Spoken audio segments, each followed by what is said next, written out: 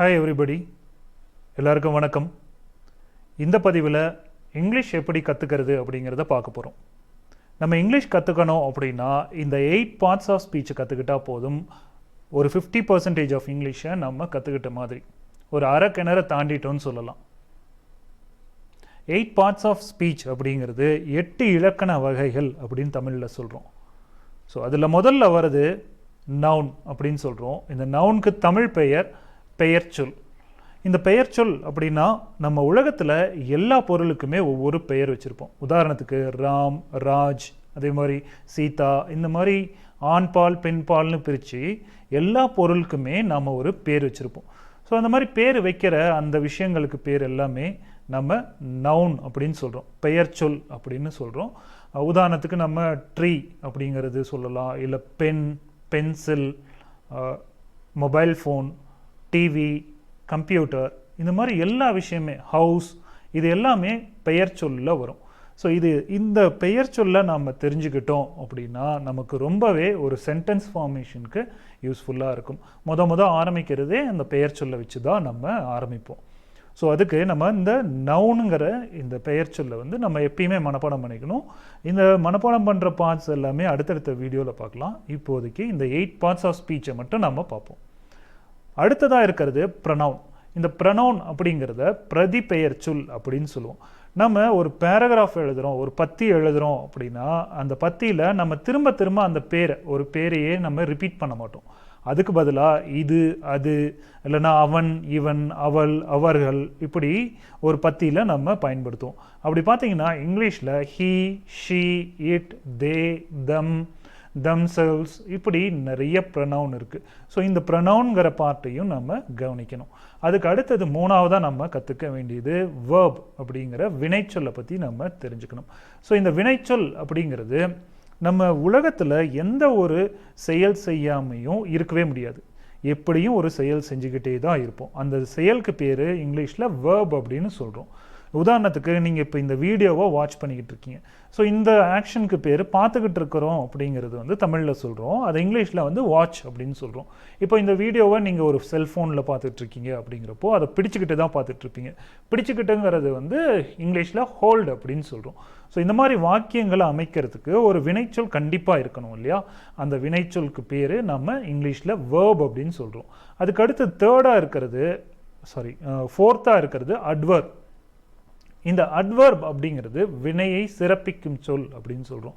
இது வினையை மட்டும் சிறப்பிக்காது, ஒரு சில டைமில் நவுன் அப்படிங்கிற அந்த பெயர் சொல்லையும் சிறப்பிக்கும். இப்போ நம்ம வேர்ப் அட்வர்ப் அப்படிங்கிறதுனால வேர்பை மட்டும் குவாலிஃபை பண்ணும் அப்படிங்கிறது கிடையாது. இதை அட்வர்ப்ஸையும் சில டைம் பண்ணும். பட் இங்கே நம்ம முத கற்றுக்கும் போது வினையை சிறப்பிக்கும் சொல்ல நம்ம கற்றுக்கிறது ரொம்பவே அவசியமான ஒன்று. ஸோ இதில் பார்த்தீங்கன்னா ஹவுங்கிறதுக்கு ஒரு ஆன்சர் வந்தது அப்படின்னா நம்ம வேர்பை சிறப்பிக்கிற அந்த சொல் அப்படின்னு சொல்லிக்கலாம். அதே மாதிரி வேர், வென், ஹவு மச், இப்படியெல்லாம் பார்த்தீங்கன்னா இந்த மாதிரி இருக்கும்போது நமக்கு ஆன்சர்ஸ் வருது, இந்த மாதிரி கொஷின்ஸ் இருக்கும்போது நமக்கு ஆன்சர்ஸ் வருது அப்படின்னா அட்வர்பை வச்சு தான் வரும். மேக்ஸிமம் பார்த்தீங்கன்னா ஒரு பையன் ஓடிக்கிட்டு இருக்கான் அப்படின்னா ஸ்லோலி ரன்னிங், ஃபாஸ்ட்லி ரன்னிங் அப்படின்லாம் சொல்கிறோம் இல்லையா? இல்லை பேட்லி வூண்டட், ஒரு காயம் பட்டுருச்சு அப்படின்னா பேட்லி வூண்டட் அப்படின்னு சொல்கிறோம். ஸோ இந்த மாதிரி ஒரு செயலை குவான்டிஃபை பண்ணுறது, அந்த மாதிரி பண்ணுச்சு அப்படின்னா அதுக்கு பேர் அட்வர்ப் அப்படின்னு சொல்கிறோம். ஸோ அதுக்கு அடுத்ததான் நம்ம பார்க்க போகிறது, ஃபிஃப்த்தாக பார்க்க போகிறது அட்ஜெக்டிவ். ஸோ இந்த அட்ஜெக்டிவ் பார்த்தீங்கன்னா பெயர் சொல்லை சிறப்பிக்கும் சொல் அப்படின்னு தமிழில் சொல்கிறோம். உதாரணத்துக்கு இங்கே பார்த்தீங்கன்னா பியூட்டிஃபுல் கேர்ள் எப்படி இருந்தா அப்படிங்கிறத பியூட்டிஃபுல் கேர்ள் அப்படிங்கிறோம். அதேமாதிரி ஸ்ட்ராங் பாய், ஒரு பையன் எப்படி இருந்தான் அப்படின்னு பார்த்தீங்கன்னா ரொம்ப ஸ்ட்ராங்காக இருந்தான், இல்லைன்னா ஒரு டால் பாய், ஷார்ட் பாய், இப்படியெல்லாம் ஒரு நவுனை பெயர் சொல்லுங்கிற அந்த நவுனை டிஸ்கிரைப் பண்ணுறது, எக்ஸ்ட்ரா இன்ஃபர்மேஷன் கொடுத்தது அப்படின்னா அதுக்கு பேர் அட்ஜெக்டிவ் அப்படின்னு சொல்கிறோம். அதுக்கு அடுத்தது பார்த்தீங்கன்னா ப்ரிப்போசிஷன். அதாவது இந்த ப்ரிப்போசிஷன் இல்லாமல் ஒரு வாக்கியத்தை நம்மளால் எழுதவே முடியாது. So in, at, on, off, to, இந்த மாதிரி ஒரு 150 ப்ரிப்போசிஷன்ஸ்க்கு மேலே இருக்குது. ஸோ இதெல்லாம் நம்ம அடுத்தடுத்த வீடியோஸில் பார்க்கலாம். இது என்ன பண்ணும் அப்படின்னா ஒரு வேர்டோட இன்னொரு வேர்டை கனெக்ட் பண்ணி கொடுக்கும். அந்த மாதிரி கனெக்ட் பண்ணால் மட்டும்தான் ஒரு மீனிங் வரும். அப்படி மீனிங் வராமல் நம்மளால் பேசவே முடியாது. நம்ம இப்போ தமிழில் பேசிகிட்டு இருக்கோம் அப்படின்னா ஒரு ஒரு வார்த்தைக்கும் இன்னொரு வார்த்தைக்கும் வந்து ஒரு கனெக்டிவிட்டி இருக்கணும் இல்லையா? அந்த கனெக்டிவிட்டியை கொடுக்கறது வந்து இந்த ப்ரிப்போசிஷன் தான். அதே மாதிரி அதுக்கு அடுத்ததாக இருக்கிறது கன்ஜங்ஷன். ஒரு பெரிய வார்த்தையையும் இன்னொரு வார்த்தையையும் இணைச்சி காமிக்கிறது, இல்லைன்னா ஒரு சின்ன வார்த்தையும் இன்னொரு வார்த்தையும், பிட்வீன், அண்ட், ஆர், இந்த மாதிரி வார்த்தையெல்லாம் இருக்கு இல்லையா? இதெல்லாம் பார்த்தீங்கன்னா ஒரு சென்டென்ஸையோ இல்லை ஒரு பர்சனை இன்னொரு பர்சனோட வந்து கனெக்ட் பண்ணி காமிக்கும். அதுக்கு பேர் வந்து கன்ஜங்ஷன் அப்படின்னு சொல்கிறோம். அதுக்கு அடுத்தது பார்த்தீங்கன்னா இன்டர்ஜெக்ஷன். இந்த வார்த்தைக்கு பேர் வியப்பு சொல் அப்படின்னு சொல்கிறோம். இந்த வியப்பு சொல் என்ன பண்ணுது அப்படின்னா ஒரு ஒரு உற்சாகத்தை வந்து கிரியேட் பண்ணி கொடுக்கறது தான் வியப்பு சொல். உதாரணத்துக்கு பார்த்தீங்கன்னா வாட் எ பியூட்டிஃபுல் டே அப்படின்னு சொல்கிறோம். இந்த வாட் எ பியூட்டிஃபுல் டே அப்படிங்கிறது வந்து ஒரு உற்சாகத்தை காட்டுற மாதிரி சொல்லுது. அதே மாதிரி I feel amazing or amusement அப்படிங்கிற மாதிரி சொல்கிறோம் அப்படின்னா இதை வந்து எக்ஸ்க்ளமேட்டரியில் சொல்கிறோம். ஸோ இந்த மாதிரி நம்ம இந்த 8 பார்ட்ஸ் ஆஃப் ஸ்பீச்சை தெரிஞ்சுக்கிட்டோம் அப்படிங்கிறப்போ கண்டிப்பாக ஒரு அரை கிணறு இல்லை முக்கால் கிணறே நம்ம தாண்டிட்ட மாதிரி தான். இதை படிச்சிட்டோம் அப்படின்னா நம்ம டென்சஸ் யூஸ் பண்ணுவோம். அதாவது present tense, past tense, future டென்ஸ்னு சொல்கிறோம் இல்லையா?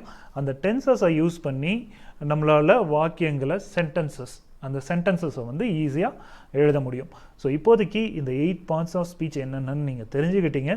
ஸோ இதில் உங்களுக்கு அடுத்தடுத்த ஹெட்டிங்ஸ் போகிறதுக்கு முன்னால் நீங்களே ஒரு தடவை ஒரு ஹோம்ஒர்க் பண்ணி பாருங்கள். நவுன்னா என்ன அப்படிங்கிறத படிங்க, ப்ரொனவுன்னா என்ன அப்படிங்கிறத படிங்க. சர்ச் பண்ணிங்கன்னா இப்போதைக்கு கூகுளில் போட்டிங்கன்னா போதும், உங்களுக்கு தேவையான கண்டென்ட் நிறையா வரும்.